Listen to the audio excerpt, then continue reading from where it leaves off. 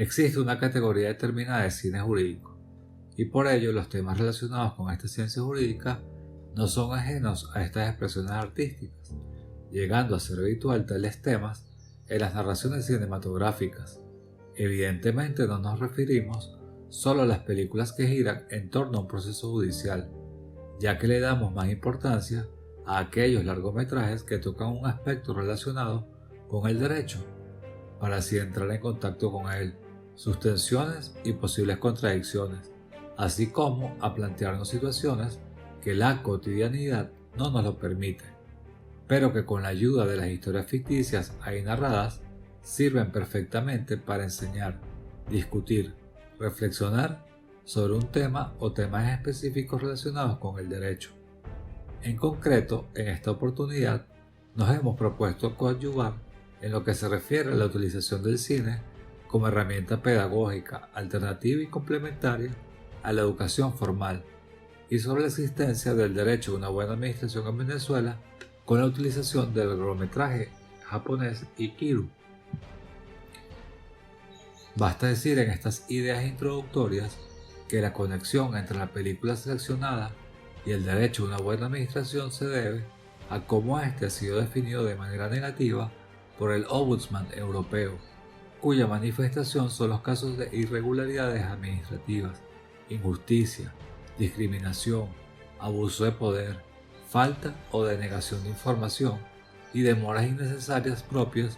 de una administración ineficiente y alejada de sus cometidos al servicio de los ciudadanos. Ikiru es una película japonesa del año 1952, dirigida por el considerado por algunos como uno de los mejores directores de cine, Akira Kurosawa. El argumento central es el de una persona que al enfrentarse a la muerte decide rebelarse ante la burocracia imperante en el momento y dejar como legado un parque anhelado por una comunidad de un municipio de Tokio. Al inicio del largometraje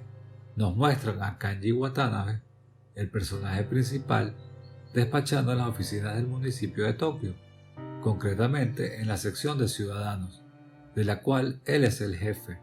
escena que a primera vista es desoladora, pues el escritorio de Watanabe y sus alrededores están atestados de expedientes y asuntos administrativos aparentemente en trámite y sin resolución pronto aparente. Su trabajo vacío, anodino, repetitivo y sin un aparente sentido consistía únicamente en la colocación de sellos a los documentos administrativos elaborados por la sección que dirigía. Ese sello solo podía ser utilizado por él, ya que se trataba de la máxima autoridad de ese órgano del municipio. El hecho que le sigue al narrado resulta fundamental para el desarrollo de la historia. Se trata de un grupo de mujeres de una zona de Tokio que acuden ante el municipio para presentar una petición con el objeto de que se atienda un espacio cercano a sus viviendas, por el mal estado y acumulación de chatarras y agua, de las lluvias y de las tuberías rotas que implicaban un riesgo a la salud de la comunidad e incluso a las estructuras de su casa. La intención inicial es que la administración atienda el problema planteado y convierta ese terreno en un parque infantil. A partir de ello comienzan las fallas de la administración, un mal que no solo sufrimos en nuestro país. Particularmente la solicitud presentada no fue recibida por ninguna de las secciones del municipio, sin mostrar el más mínimo interés en resolver la petición. En un inicio, les indican que deben acudir a la sección de obras públicas, de ahí les remiten a varias dependencias sucesivamente: sección de parques, centro de salud, sección de sanidad, sanidad y medio ambiente, medicina preventiva, prevención de epidemias, oficina de control de insectos, sección de alcantarillado, sección de carreteras, zonificación, cuerpo de bomberos, distrito escolar local, corporación municipal y finalmente el alcalde los remite nuevamente a la sección de ciudadanos en donde trabaja Watanabe. Vale la pena destacar que en un caso como el mostrado en el largometraje, en el que ningún órgano de la administración se erigía como competente para resolver el asunto, a tenor de la Ley Orgánica de Administración Pública, se establece que si no estuviera expresamente contemplada, corresponderá al que en razón de la materia tuviera la competencia para resolver lo pretendido por esas ciudadanas, por lo que en nuestro país, en principio, no debería ocurrir una situación como la representada en el largometraje bajo estudio. Insólitamente, luego de que ninguna oficina recibiera la petición, de vuelta a la sección de ciudadanos, les indicaron que debían acudir a la de obras públicas, razón por la cual las mujeres indignadas decidieron marcharse y en ese preciso momento uno de los funcionarios de la sección de ciudadanos les indicó que Watanabe no se encontraba, pero que a todo evento podían presentar la solicitud por escrito.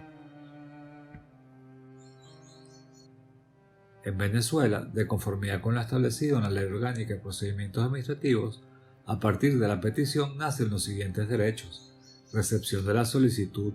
recibir constancia de los documentos presentados, que se abra un expediente y acceder y obtener copias de él, unidad y uniformidad del expediente administrativo, acumulación de expedientes y finalmente a obtener una oportuna y adecuada respuesta. La ausencia de Watanabe se debe a que fue diagnosticado con cáncer estomacal,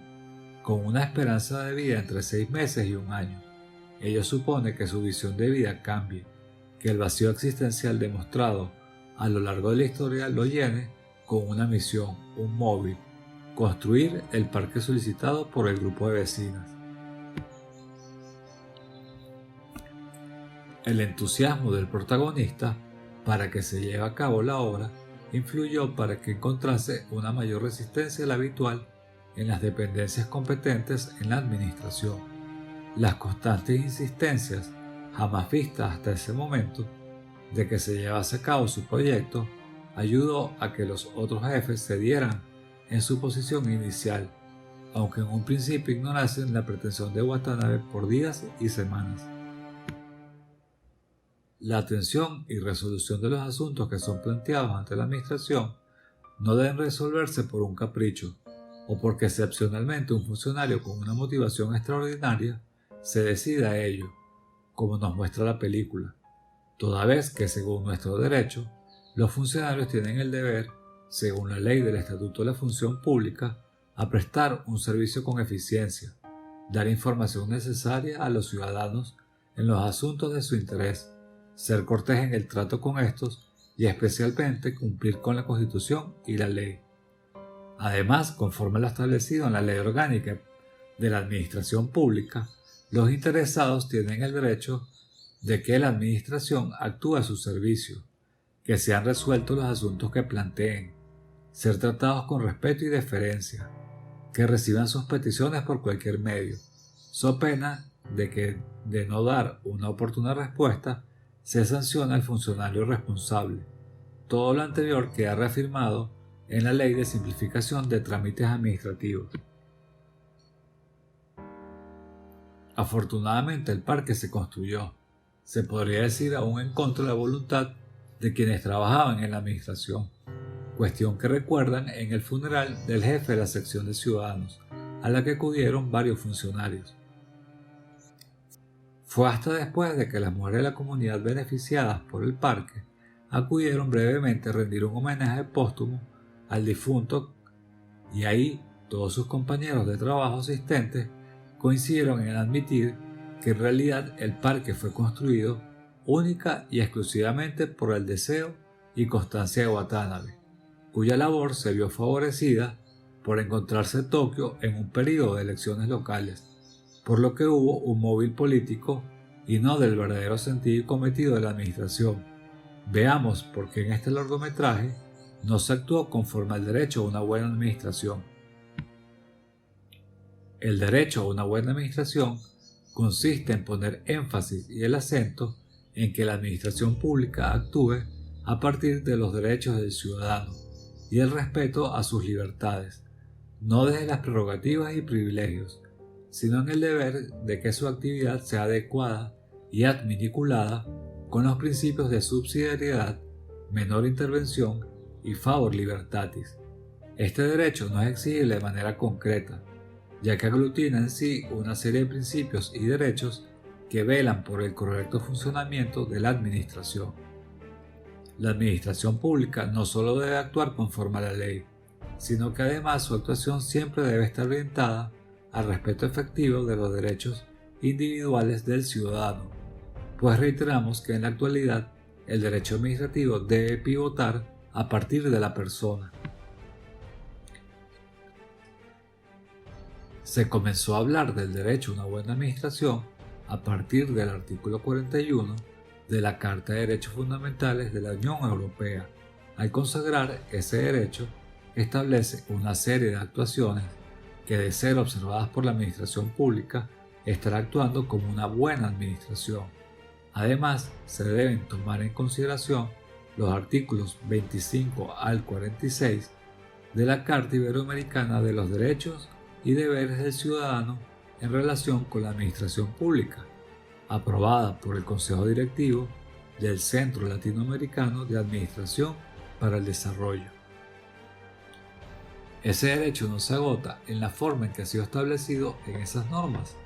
toda vez que no resulta desacertado hablar de ese derecho en Venezuela, aunque no esté previsto expresamente, tal y como sucede en los casos señalados anteriormente, pues este se desprende sin equívoco alguno del artículo 141 constitucional. Obsérvese que esa norma consagra el deber de la administración de estar al servicio de los ciudadanos, para lo cual debe cumplir y estar regida por una serie de principios ahí enumerados, y lo más importante, junto al carácter vicarial ahí establecido, es que está sometida a la ley y al derecho.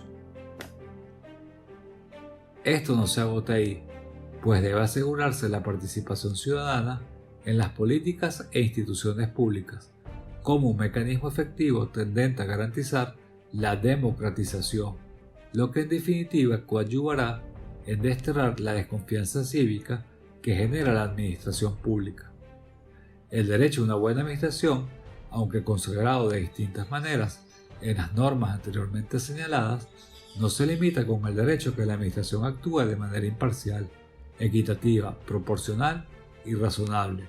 sino que además sus decisiones deben ser exhaustivamente motivadas y producirse en un plazo prudente, siempre previamente establecido, en el que se garantice el derecho a ser oído de los interesados y a que se tomen en cuenta las alegaciones y medios probatorios que se hayan aportado en el expediente que sustancie la administración. También es importante, con lo hasta aquí dicho, que el buen gobierno y la buena administración promuevan la transparencia, rendición de cuentas y garantizar el derecho de acceso a la información de interés general, tal y como en nuestro derecho se encuentra recogido como principio que debe regir a la administración pública en la Constitución, la Ley Orgánica de la Administración Pública y la Ley de Simplificación de Trámites Administrativos. Además, al estar insertos en la sociedad de la información y la comunicación, se debe abogar porque la administración utilice tecnologías de la información y la comunicación para que se relacione con las personas a través de medios telemáticos, lo cual facilitará la sustanciación de los procedimientos administrativos, para lo cual es necesario una reforma profunda de la Ley Orgánica de Procedimientos Administrativos. Las nuevas tecnologías juegan un papel fundamental en la transmisión de información y de relaciones interpersonales, de manera que su utilización sirve como un instrumento para acercar a las personas a la administración de una manera más expedita y dinámica.